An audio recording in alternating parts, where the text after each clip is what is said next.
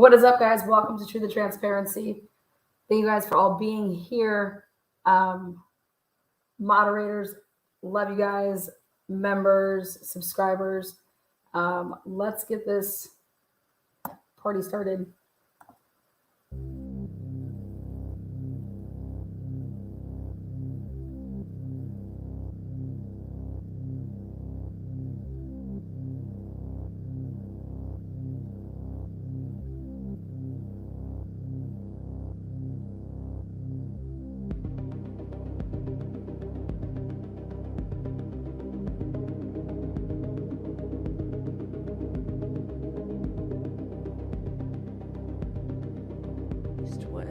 Definitely worried about how long it was going to take. The big story on Action News tonight is a major break in the murder of 4 Idaho college students. The arrest of a 28-year-old man in connection with the brutal murders of 4 University of Idaho students stabbed to death in their beds more than a month ago. At about 2 a.m. on December 30th, 2,500 miles away from the scene of the murder, SWAT teams are breaking into a house in eastern Pennsylvania to make an arrest. A break in the case that has gripped this nation. Police arresting a suspect, PhD student Bryan Kohberger. He's facing 4 counts of first-degree murder and 1 count of felony burglary.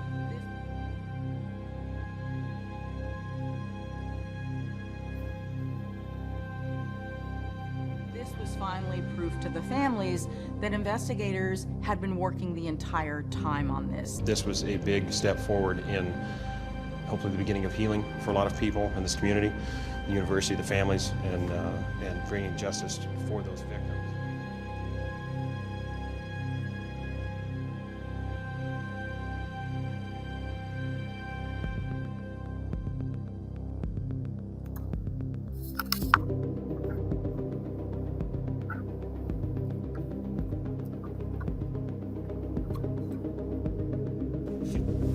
Investigators are working all right. Not just Moscow Police Department, but many agencies across Idaho as well as Washington, and even nationally, with an FBI task force of more than 42 agents assigned to this case. According to the press releases, Captain Dollinger of Moscow Police Department had a very important task: keeping the public updated, and most of all, panic-free in their little college campus town that is not used to violence. With the arrest of Bryan Kohberger came much relief for not only the victims' families, but the community. So many people were waiting to get the probable cause released due to it being sealed, due to Bryan Kohberger not being in Idaho and having to be extradited. This process took extra days, but it was finally released. A probable cause that would put a stamp on why they arrested Bryan Kohberger, not for just for 4 murders, but also felony burglary. On November 13th, when Moscow Police Department first issued their first press release that was typed up, at the bottom, the Moscow Police Department does not believe there is an ongoing community risk based on information gathered during the preliminary investigation. November 14th, the second press release. For anyone with information related to the homicide, please contact the Moscow Police Department at 208-883-7054. All press-related inquiries should be directed to Captain Anthony Dollinger. November 15th, we would see a double press release. Moscow Police Department releases that they determined early in the investigation that we do not believe there is an ongoing threat for community members. Evidence indicates this was a targeted attack.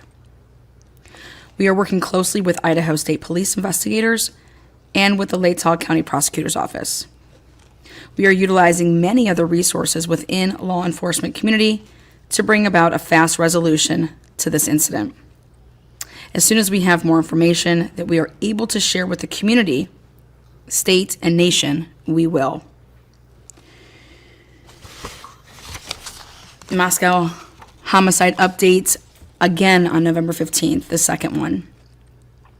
Although no weapons have been located, based on preliminary information, investigators believe that an edged weapon, such as a knife, was used.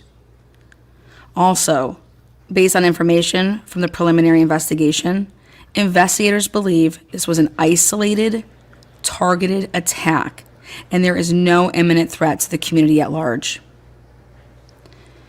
This would be the first time on November 15, 2022, that Moscow Police Department used the term isolated, targeted attack. The Moscow Police Department claimed that they were working closely with the Idaho State Police, and now for the first time they announced, as well as other state and federal law enforcement partners on this case. For me, and many others out there, it's never been about that we didn't think Moscow police, other agencies were working on this case. It was about what they were working on with this case. That took several weeks for an isolated, targeted attack that the police department immediately deemed that there was no imminent threat to the community. There is a difference of what you're working on versus who you're working on.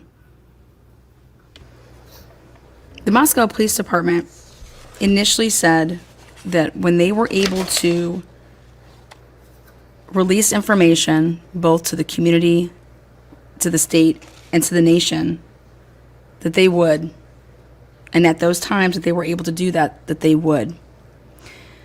There was never a time where Moscow Police Department said that we would use our press release as well as television pressers to misguide the community. And so you have to ask yourself, why? Again, the day before the first television press conference on November 15th, as that television first press conference would happen on November 16th, in the media press release, it says that we are working closely with Idaho State Police investigators and with the Latah County Prosecutor's Office. We are utilizing many other resources within the law enforcement community to bring about a fast resolve to this incident. As soon as we have more information that we are able to share with the community, state, and nation, we will.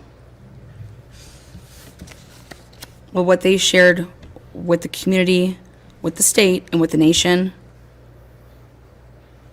was that they were looking for a 2011 to 2013 white Hyundai Elantra. Never once changing the years of that Hyundai Elantra, and in fact flooding their own tip line beginning December 7th, 2022. Why?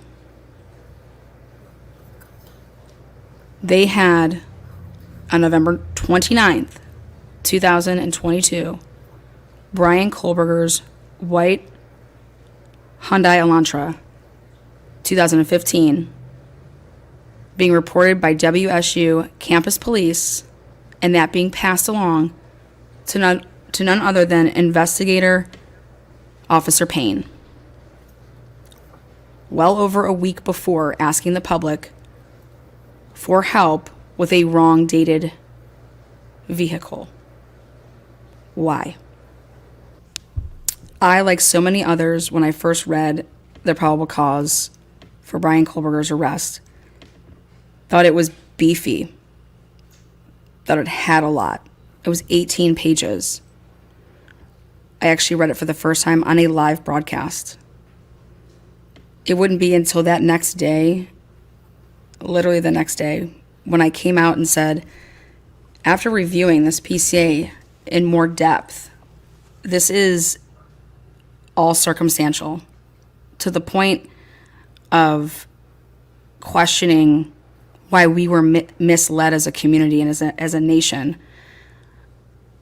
to help in an area where they knew that that help would in no way, shape, or form possibly be able to aid in this investigation, but yet came out asking for the community to put aside whatever it is that they were doing and be on the lookout for a 2011 to 2013 white Hyundai Elantra. The police department captivated mainstream media to the point that that's the only thing that anybody was talking about with the Idaho4 case, was all about this white Hyundai Elantra. In my opinion, it was to take our attention away from other things that were going on within this investigation, which wasn't a simple investigation. This was, and it will come out when it's all said and done, a very complicated case, very complex, a lot of moving parts. But then you have to ask yourself, if this is so complex and so many moving parts, was this an isolated, targeted attack? And was the community at large to not be feared in any type of way by the person or persons responsible? Because how complex are we talking? And those answers come here now when we talk about the discovery, the requests that were made by Bryan Kohberger's attorney, Ann Taylor, and then the response that was given by the prosecutor's office, Bill Thompson's office.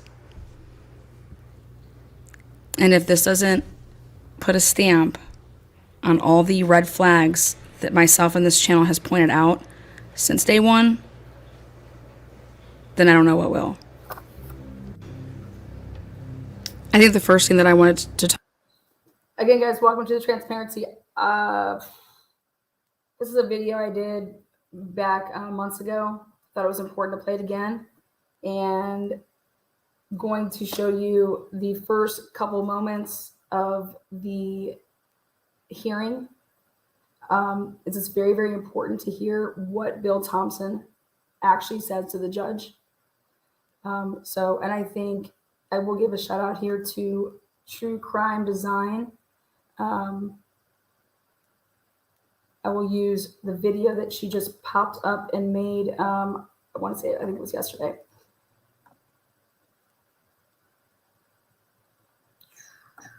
I shared it on my community page. But she gets a good clip of what the prosecutor says, and that's what I want to share. And then I'm going to show you what Ann Taylor did, and I don't think people caught on. And it's going to, in my opinion, really blow this case out of the water from the defense standpoint. I think that Ann Taylor did certain things to play not checkers, but chess. Once they went ahead and underhanded and did not do a preliminary hearing, and she realized, okay, this is how they're going to play. So guys, we need to go back to the drawing board, and we need to be prepared, and we need to do things strategically, because if we truly believe that things could have been planted, or how do you get to the name Bryan Kohberger, they believe that this is a, for lack of better words, fucked up situation. And when they were underhanded, and then there went secret grand jury, Ann Taylor, I believe, went back to the drawing board with her team. So take a look here, and then I'll be showing you guys some documents.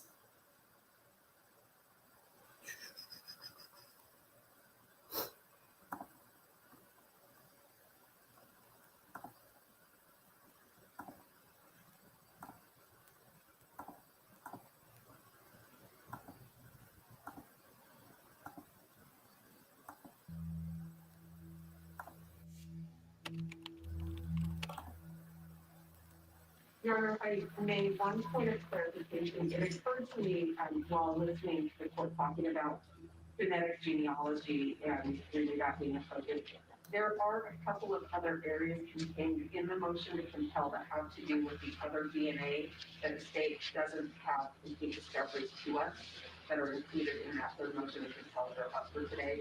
But they focus is then the genetic genealogy piece. But I wanted to make sure that that was still in the scope. Well, my understanding was that the state did provide all the information about the laboratory, we'll say the laboratory DNA that was, that analysis was not related to the genealogy DNA. Am I mistaken about that? What are you saying that they didn't provide to you? Your Honor, in our third motion. She says, Your Honor, in our third motion to compel, so I want to take you guys right here. Take a look. Hector, the projector coming on in. Right here. This is the third supplemental request for discovery. She goes through and she lists all the things that she's looking for.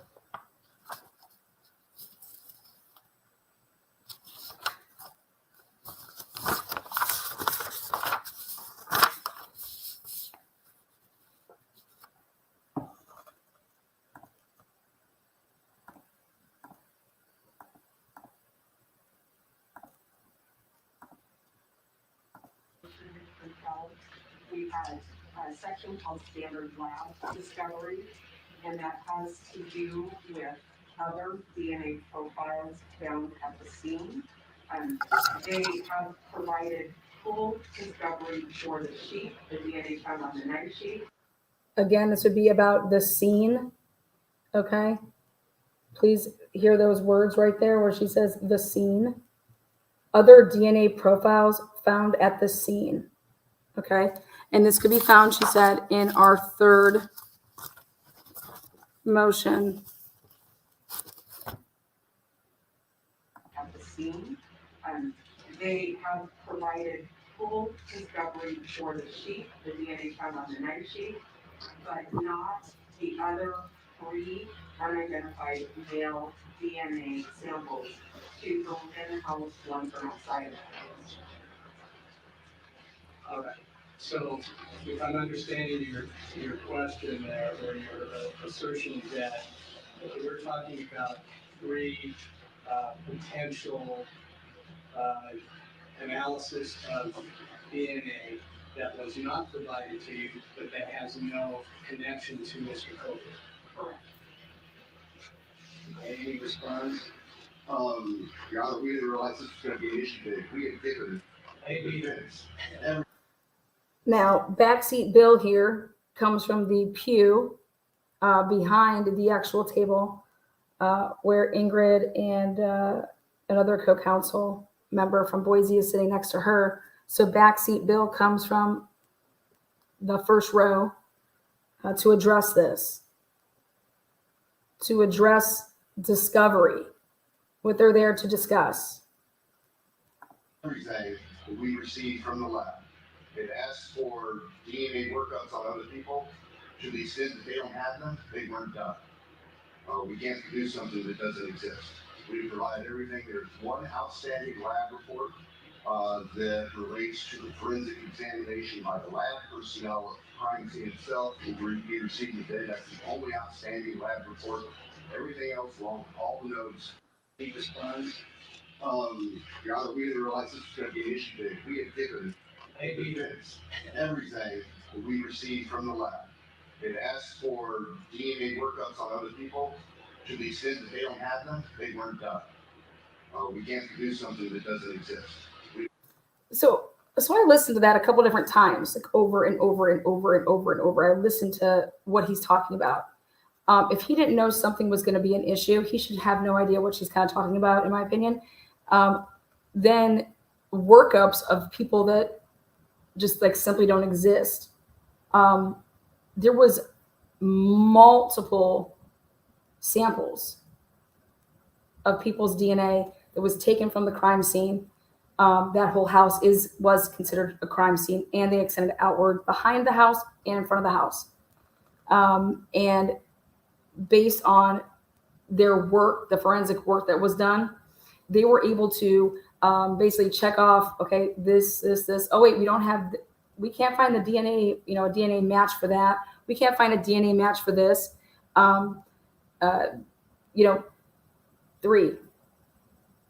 Three unknown DNAs that belong obviously to people, and obviously not the same person, because then it would be one, sample, because the unknown DNA in multiple places would be like, oh, it just belongs to one person. These are three different, they're not a match when they would have tested these. And here, correct me if you think I'm wrong, he is stating that we turned over everything that we got back from the lab.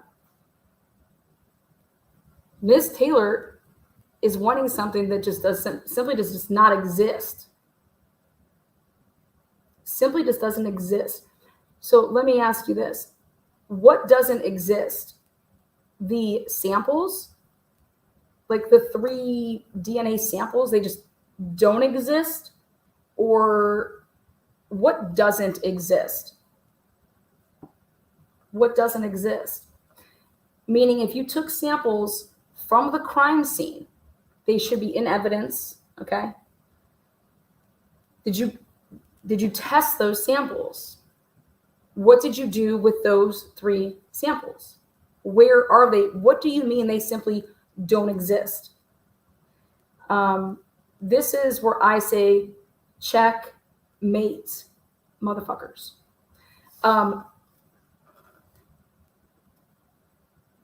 Because that makes absolutely no sense. Ann Taylor did her homework and went actually through the discovery that you provided her. And I believe Ann Taylor came across emails. I believe there would be, in order to talk to personnel, you're having to email people back and forth. I think the wording that she uses here is she wants, oh yeah, this is it. Number 6, communication. Please provide a copy of all communications between laboratory personnel and any other party with regard to biological testing in this case, including letters, memos, emails, texts, and records of telephone conversations. These materials should include communications with regard to outsourcing of DNA testing, statistical calculations, and DNA profiles uploaded to a database. Number 6, dated when she had asked for this, is the defendant's 3rd supplemental request for discovery, dated May 3rd, 2023.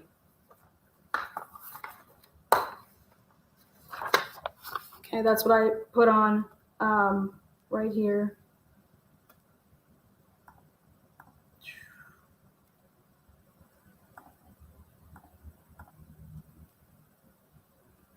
The screen. Page 6. Okay. Now, Bill Thompson's answer, in my opinion, okay, is going to get blown up because she is going to show that these do exist. These do exist because there's communications that say that they exist. The custody of taking when you were there at the crime scene, everything that you marked as evidence and you took and it went somewhere. So Bill Thompson coming from the back seat to stand up and say these things, problematic to the point of, what the hell did you just do, Bill? Doesn't make any sense. And I'm going to add that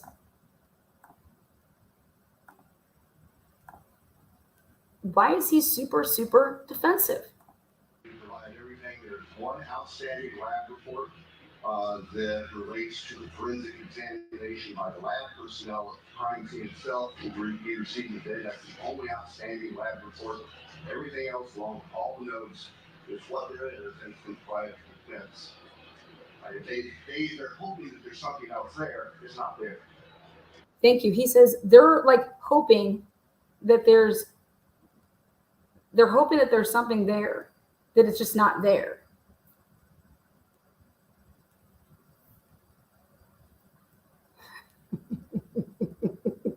What are you talking about, Bill? You guys are the ones that told the defense that this was there, and now all of a sudden it's not there. Like, where does Ann Taylor getting it that there's these unknown 3 DNA profiles in the house? Well, 2 inside the house, 1 outside the house. Where is she getting this information from? Your discovery, what you provided her. Now you're saying this doesn't exist? Ann and company, they're just, I don't know what they're doing, but it's just something doesn't exist and we can't provide that. We cannot give them something that doesn't exist. So does that mean that you guys lost? And if this doesn't exist, does that mean that you lost these samples, these DNA samples that you once had, that you never tested, that now they're lost? Or you just have no idea what you're talking about from the back seat, Bill? Because I actually am trying to understand, because I want to give you the benefit of the doubt, because I personally think that you're the Marcia Clark of the Brian Kohlberger case right here.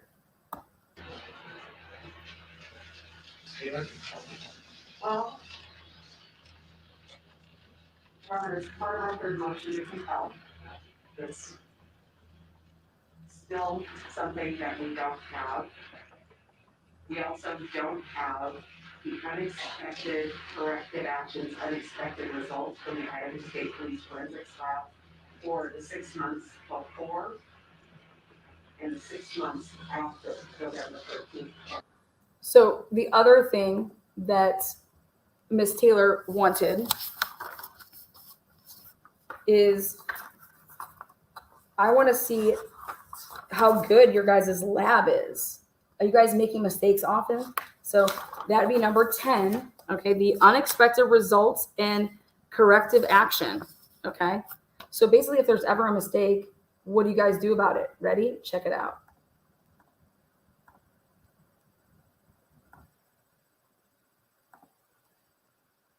Come on over here, Hector. Jump on it. Right there. Number 10.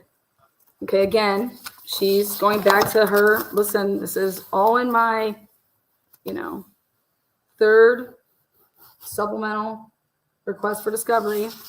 And what she just said is number 10. And that is,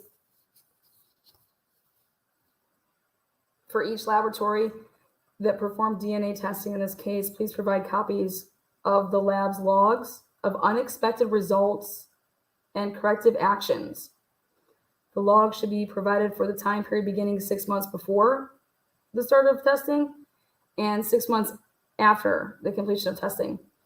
Documentation should be provided for unexpected result events that arose due to mechanical, chemical, and or the analysis operations, including like if it was contaminated, the presence of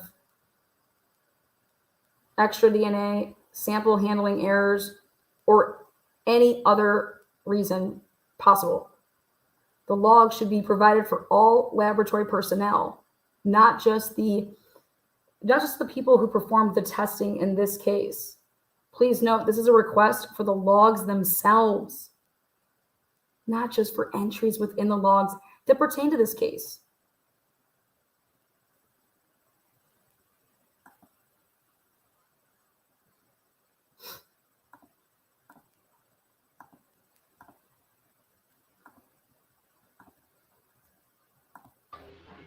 We did get some, there's a narrow scope, and we asked for that full year, 6 months before and 6 months after. That's also in our motion. I understand your responsibility is to turn over every rock, but you can't get things that don't exist as well. So, I mean, Boom, right there. She And what I don't even think Judge is going to realize until maybe he gets the transcripts of this court proceeding and he actually has to read what the fuck he said. But I'm going to let you guys all know what he just said right there. He is saying, but you can't get things that don't exist. Okay, well, I'm going to pull the court transcripts from and emails from and communication with and from the prosecution, and I'm going to provide them in my next motion that shows that they did exist. They do exist. They did exist. And now, is it the prosecution's statements here today, or should we say August 18th, that they no longer exist? And where are they? And that they did, and now they're saying that they don't. So you're saying, what are you saying here? They don't exist because of how? When they had them before. But what she did here, and patience is a very, very important thing for a lawyer that is going to litigate.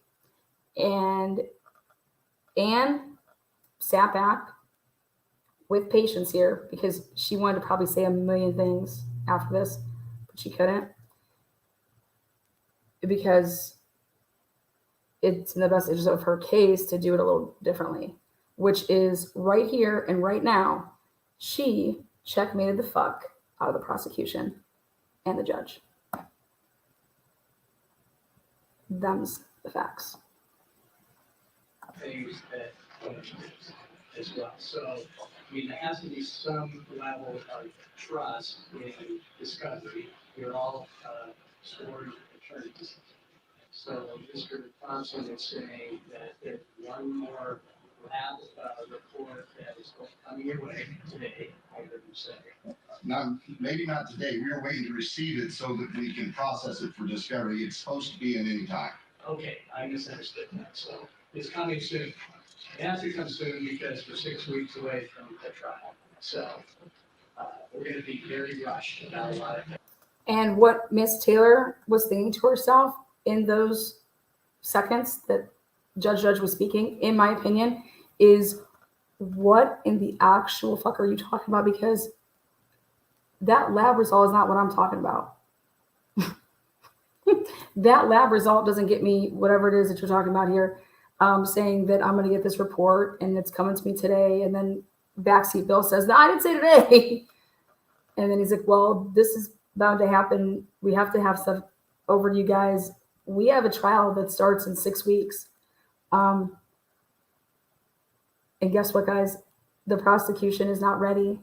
And that's why you want to exercise your right for a speedy trial.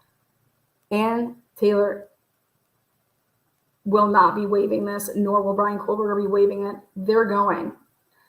These people who's running this train, who I feel so bad for the families, because the people that are in charge of this case are not prepared, are not ready. And this is happening on the 2nd of October. And they are not in the least prepared. If you think that Bethany on cross or Dylan on cross is your guys' problem, that's the furthest thing from your guys' problem. Okay? You're not even going to have the chain of evidence. This is why you want to never waive your right to a speedy trial, period. What you're seeing right here.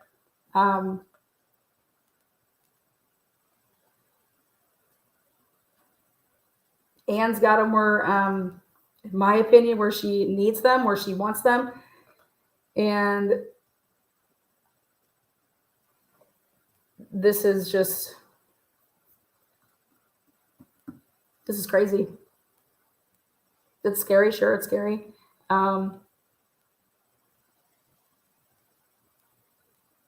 But if this is about getting justice for 4 victims and their families, right? I'd have a huge problem with what I would be truly seeing right now. Period.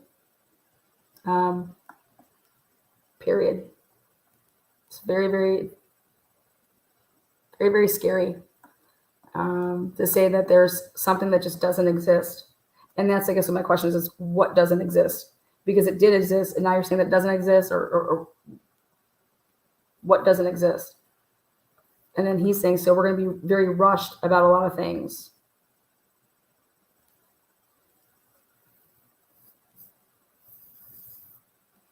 Well, it should be interesting.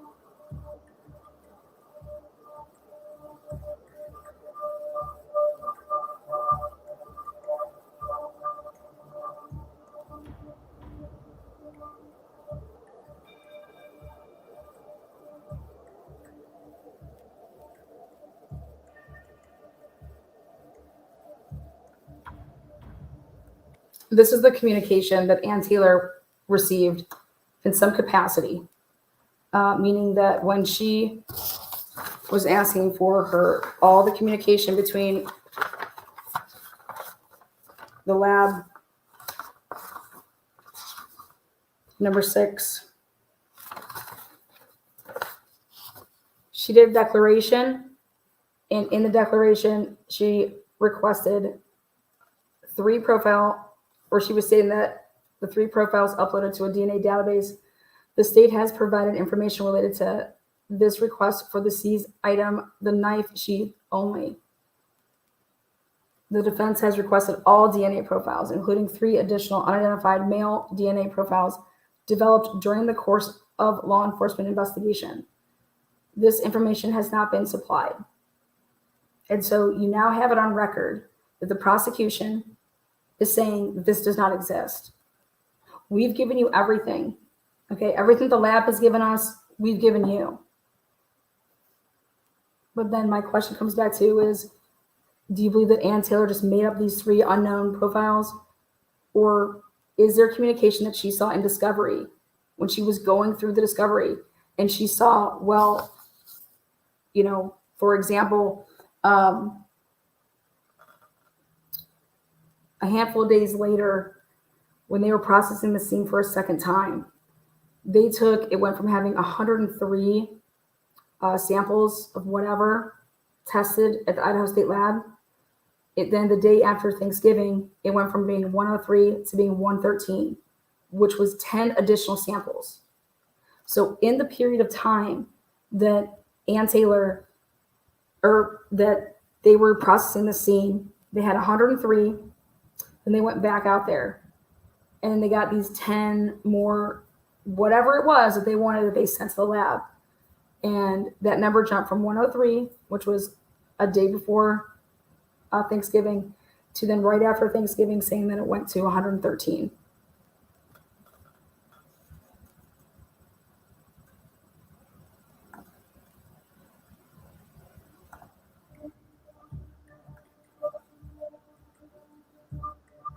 To the extent that they don't have them, they weren't done. We can't produce something that doesn't exist. They're hoping that there's something else there that's not there. Now, why would Bill Thompson lie about the existence of these DNA profiles and withhold this critical exculpatory information from the defense? And the question now is Bill Thompson lying? Is Ann Taylor lying? Well, Ann Taylor is, in my opinion, lying because she took the information from their discovery dumps, and from those discovery dumps is when you start asking for more information.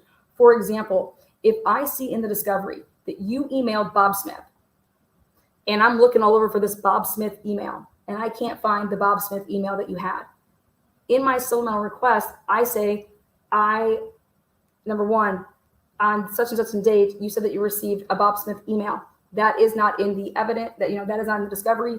I need the Bob Smith email dated this date that you sent to such and such officer. When you do supplemental requests, it's from you looking into what they sent you and you're realizing from it. You see something, like if I go through group chats and I see that two people are talking about and having a conversation, and one of the people says something that they would not have any knowledge of, I would then know that they were talking to somebody else to get that knowledge. Especially if they put a screenshot of whatever it is that they are in possession of. Where did you get that? No different. Ann Taylor came across it, puts it in her supplemental request that she needs those 3 profiles that they found. These, they had these, they were pieces of, think about at Brian Kohlberger's apartment. If they tested stuff and then all of a sudden there's 3 things that aren't there anymore that you took from the apartment. It's the same thing. It's like, where are these 3, samples that you took from Brian Kohlberger's apartment? She saw something, and so she asked for it. And then now here, he's saying, we gave you everything. And she's like, and they've clearly went back and forth in emails because the judge kind of talks about that, that you guys need to work together and, yada, yada, yada. Well, where are these 3 samples? Where are these DNA profiles? Do you think that Bill Thompson is truly like the one that was like, we're not going to turn these over even though we have them? Or were they not given to him to then turn over? I mean, once they go ahead and they start this trial and they don't have material, it's a Brady violation. You have to give, it's Brady, especially if it can change the outcome. Like, that's what Brady's all about. And my question is Judge, are you not understanding what they're not allowed to have like ex parte communication with the judge, right? They have to do everything through motions. So Ann Taylor is going to have to write out specifically, okay? Boom, boom, boom, boom. Like, this is what I asked for. This is when they said it. This is where you can find this information, and I asked for this and they're saying that this doesn't exist. She's going to have to going to go down, boom, boom, boom, boom, boom, and going to list out everything. And for her last, she has to ask for this stuff and then wait for their responses. But this right here, this type of responses, they just simply are hoping that something is there that's not there. Well, what do you think they're hoping for? Because she's just telling you what she wants. She's not hoping for anything. You just told us that it doesn't exist. So now there's a huge fucking problem, which means that's your problem, Bill. It's your law enforcement. It's the people that you are in charge of. This is not on Ann Taylor here. She found it somewhere. There's communication that says that X, Y, and Z exists, and now you're saying it doesn't exist. That's a problem for you, Bill. Not an Ann Taylor problem. So you're going to have officers and lab personnel take the stand and say, what did you do with this when you got it? Like, how did you get this? Okay, yep, they bring the samples to me, then we did this. Okay, so sample 16, it says DNA found on the, let's just say, on the dresser of Maddie Mogan's room. Did you, okay, that's, number 16. Okay, where's 16 at? Did you provide that back to them? Who did you give that to? Where, this is the line of questioning that's going to be going on. This sample here, sample, let's say 28, on such and such room, and right here in this, you know, did you do the testing on that? Yep. What did it come back as? Yep. What'd you do with it? We gave it to so-and-so. When? They picked it up at, all of this. That's how the line of questioning will work for these lab people. That's why they need the logs of everything to see who dealt with everything. This is the chain.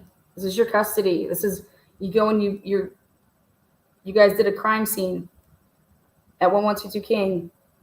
Who was in charge of this? Who was the forensic people in charge? Okay, you put it in your truck. Then you did what? Then we get out.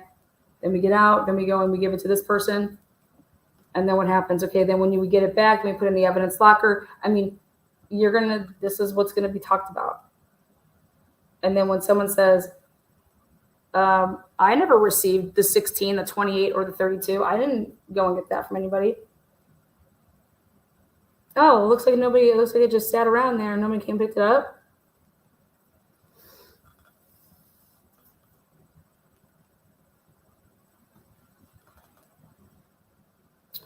Bottom line is that when you mass data dump people, meaning the defense, they went ahead and they gave them all this crazy ass shit. We're talking about, load up those body cams, noise complaints. Here, just boom, mass data dump, and then handed it over. Okay. Well, when you're doing stuff like that, first of all, I think that's a huge dick move. But second of all, you just never thought that certain things would be discovered by the defense attorney, to the point of, it's not Brady if I give it to you. If I give it to you and you just don't find it, that's your fucking problem. Okay, that's ineffective assistance of counsel that you're going to have to argue in a different type of an appeal down the road. But Ann Taylor came across something and her team came across something, multiple things, okay? Because they worked hard to clearly go through this stuff and find this stuff. And they attacked everything to do with the lab. And it makes sense that they attacked everything to do with the lab because of how when Ann Taylor, she gets to see everything, we don't see anything. Clearly everything that she saw was like, holy shit, they're saying that Brian Kohlberger's name came from a tip from the FBI. Where from? And that's why she said she wanted confidential informants' names. Well, there's no confidential informant. Well, a confidential informant, yeah, there are. Guess who they are? Guess who the confidential informants are? They're all of you people that are on Jed Match and whatever Family Tree and 23andMe and all this crap. You're an informant. Did you know that? You're a confidential informant. Yeah, because they were using your family tree. Anyways, they were trying to invoke this protective order. You guys, this is complete and utter bullshit what's going on. And it's kind of like the Joe Pa situation at Penn State University back in the day. Because I loved him. I thought he did everything right. You can't keep an eye on all your coaches and all your players. But Joe Pa went down for what Jerry Sandusky did. Because why? Because he's the head coach. That's his program, right? Who I think should went down for all that shit? Penn State, because they tried to bury it. They tried to bury it because they knew their university would go down. So what did they have to do? What did Penn State do? They fucking blamed Joe Pa and put it all on him, took the statute down, did all this crazy ass shit to Joe Pa. At Penn State with that whole sex scandal and all the stuff that Jerry Sandusky did, having that extra mile, whatever the hell it was called. And he used it to sexually abuse, young boys that came from broken families, like a sick fuck. Yeah, him. But Penn State, that's That all went to the university. They buried it. And then they blamed Joe Pa and, did what they did. But Joe Pa went to the president. That was all brought to them. But they said, this is going to crush our university. Happy Valley is so small, makes all their money how? The campus. That's just what makes their money go round and round and round. We can't have, people aren't going to come to our school. People aren't going to come here. They're going to boycott the shit out of us. Well, so now think about the University of Idaho. People aren't going to come here. People aren't going to come to our school. Why? Well, maybe not if the truth comes out. We got to arrest somebody before school starts. And then that's what they did. And it wasn't one of their own.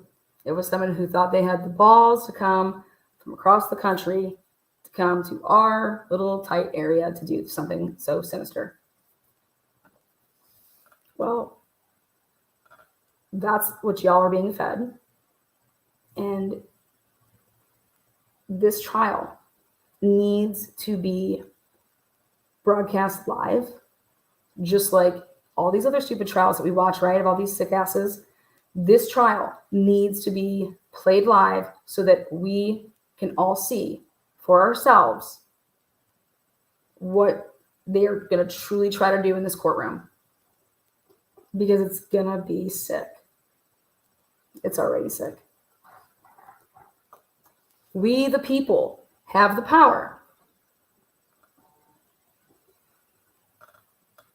Now go find one of these YouTube lawyers out there that know how to motion the right way to get it so that this trial needs to be broadcast for everyone to see. Because this, the implications here, what Ann Taylor is implicating in her motions is that we, the people, as Brian Kohlberger is one of us, the people, this is bad.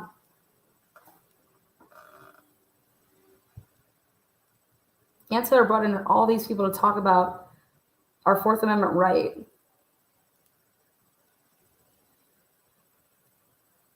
All that's being done in this case, what I can see, is a ton of violations of people's rights. And Bill Thompson over here, sitting in the backseat Bill over here, about to get Marsha Clark. Tell you that right now. Right here.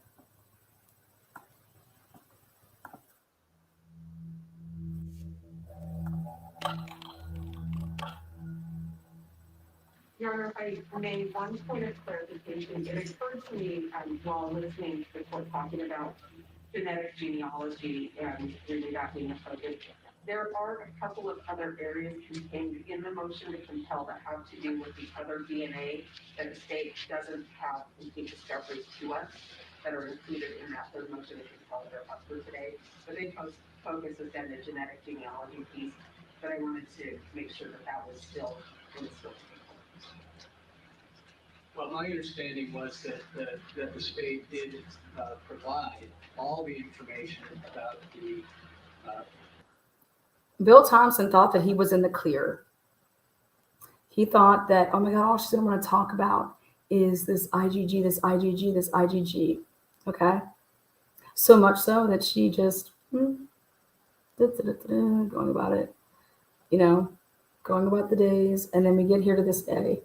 And right before, she's like, I just want to make sure that, as you can see in my motion to compel here, that I was bringing up also the information about these. And then that's when Bill thought once again, he's like, oh shit, she didn't forget about it. Holy shit. And badass, baby. Laboratory, we'll say the laboratory DNA that was that analysis was not related to the genealogy DNA. Am I mistaken about that? What are you saying that they didn't provide to you? Your Honor, in our third motion to compel, we had a section called standard lab discovery, and that has to do with other DNA profiles found at the scene. They have provided full discovery for the sheet, the DNA found on the knife sheet, but not the other 3 unidentified male DNA samples, 2 from within the house, 1 from outside of the house. All right. So if I'm understanding your question there, or your assertion that we're talking about 3 potential Bill just took a seat in the back. Look at these 2. analysis of DNA that was not provided to you, but that has no connection to Mr. Kober. Correct. Any response? Your Honor, we didn't realize this was going to be an issue today. We had given. When were you expecting it to be an issue, Bill? I'm just curious. If it wasn't an issue today, is it because that Ann Taylor didn't talk about it with you, so you couldn't be prepared? But you should have been prepared if you read her documents, that what she was asking for. But what is it, because Ann Taylor was never bringing it up to you, so that she could do what? Do you like what? Like a grand jury, little behind. Well played, Miss Taylor. Well played. Everything that we received from the lab. It asked for DNA workups on other people. To the extent that they don't have them, they weren't done. We can't do something that doesn't exist. He knows that they weren't done, because otherwise he should be saying, well, is she saying they're not in there? Is she saying that they're not there? We provide them everything that we have. So is she saying that they're not there? But he already answers that question for himself when he does this, and he overspeaks, because he was put on a spot that was hot. Mr. Bill Thompson was just put on the hot seat right there. Provide everything. There's one outstanding lab report that relates to the forensic examination by the lab personnel of the crime scene itself. We received today. That's the only outstanding lab report. Everything else, along with all the notes, is what there is, and it's provided for defense. They're hoping that there's something else there. It's not there. Well, Everybody wants to ask themselves, why are they smiling? Everyone say, oh, they're smiling. They're so smiling. Don't you kind of half smile when you're just in disbelief? Like, I cannot believe he just fucking said what he said.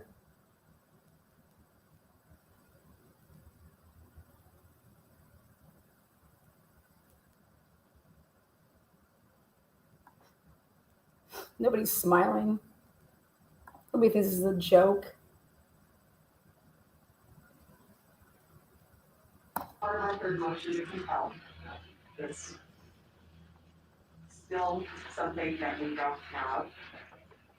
We also don't have the unexpected corrective actions, unexpected results from the Idaho State Police Forensics Lab for the 6 months before and 6 months after November 13th, 2022.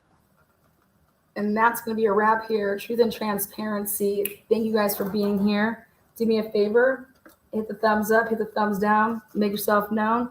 Do whatever it is that you got to do. And come back for a good time next time.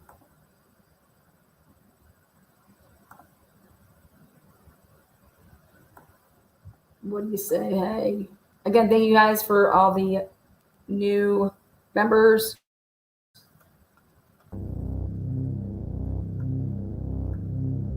Honey Bear, Atlanta, is it possible that the pros is being honest? Maybe. My opinion, he means the workup on the DNA doesn't exist. You're damn right it doesn't, baby girl. And W, thank you. Listen, folks, I know there's a history here. I'd like to get this hearing in today. You know, everybody needs to just focus on the relevant facts, okay? I know there's a history here. I don't. Thank you guys. Thank you so much.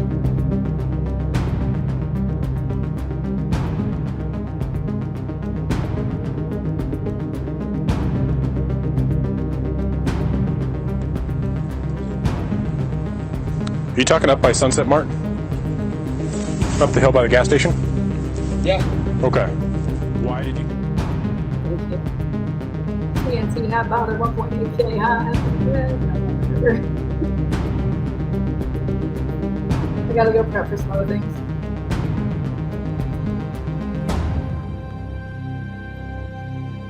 It's all lies. This case is Who's responsible here? Who's responsible here? Whose house is this? You haven't been drinking or anything, right? No. Okay, drive careful, okay? Thank you.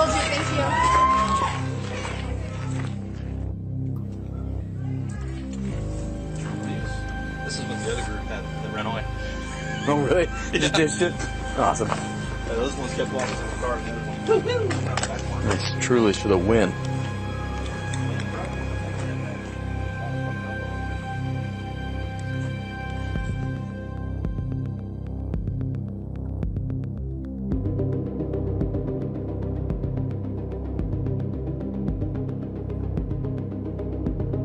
disc that I was given to. So there was 2 different discs. Okay? They all knew about it.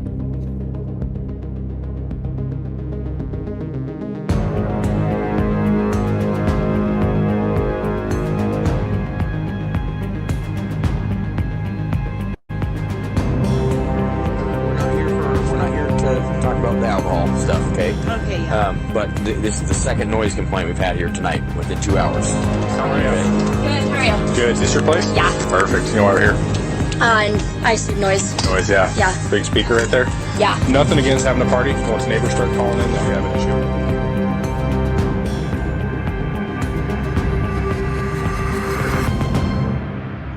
Like brains, and like if you need a your lot ass. of brains, you're gonna be in trouble. It's November 29th. 4 people that were murdered, and you want to fuck around. You got 7, 8 families that are being affected by this, and they just mean nobody from the university. Shock value. And so what he did was he had taken pictures of California. Oh, you're from. I would be outraged if I lived in Moscow right now. I'd be lighting some cars on fire out there. I'd be flipping some cars. I'd get the frats going wild. Let's get some noise complaints going.